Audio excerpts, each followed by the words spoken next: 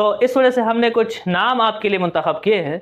جو اگر آپ سن لیں، اور خاص طور پر یہ موضوعات ایسے ہیں کہ جو ایک طالب علم کے لیے یا اس آدمی کے لیے جو مطالعہ شروع کرنا چاہتا ہو یا مطالعہ کر رہا ہو بہت اہم ہے۔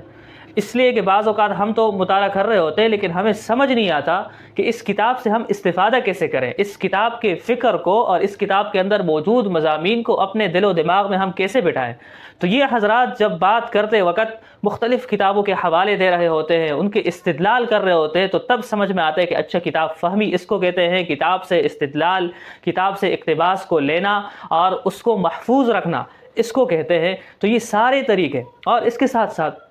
اگر آپ عربی زبان کو سنیں گے تو ظاہر ہے وہ تمام فوائد آپ کو حاصل ہوں گے جو عربی مواد کو سننے سے حاصل ہوتے ہیں۔ آپ جب پڑھتے ہیں تو لکھنے کی صلاحیت پیدا ہوتی ہے، اور جب سنتے ہیں تو بولنے کی صلاحیت پیدا ہوتی ہے۔ تو جب آپ مسلسل عرب کو سنیں گے اور وہ بھی عرب کے علماء اور ادباء کو، تو آپ کی عربی بھی مضبوط ہوگی، بولنا آپ کا لہجہ بھی عرب والا ہو جائے گا۔ اور بعض اوقات بہت ساری چیزوں کے نام، یہ ایک بڑا نقطہ ہے جو میں نے نوٹ کیا ہے کہ بہت ساری چیزوں کے نام ہم غلط بول رہے ہوتے ہیں، زبر کے بول رہے ہو، زیر حال کے وہاں زبر پڑھنا ہوتا ہے۔ لیکن یہ حضرات ان کتابوں کے نام، ان شخصیات کے نام، ان چیزوں کے نام جب لیتے ہیں، ظاہر ہے کہ ہم تو ہر لفظ کا معنی قاموس میں نہیں دیکھتے یا نہیں دیکھ پاتے۔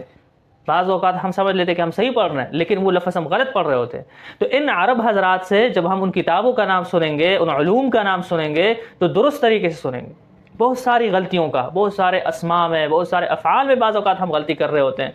تو اس کی غلطی ہماری ٹھیک ہو جاتی ہے۔ تو عرب کو سننا یہ ایسا ہے جیسے عرب کے ساتھ اختلاط ہو، عرب کے ساتھ احتکاک ہو۔ اور آپ جانتے ہیں کہ کسی بھی زبان میں مہارت حاصل کرنے کا طریقہ ہی یہی ہے کہ اہل لسان کے ساتھ ہمارا تعلق ہو جائے۔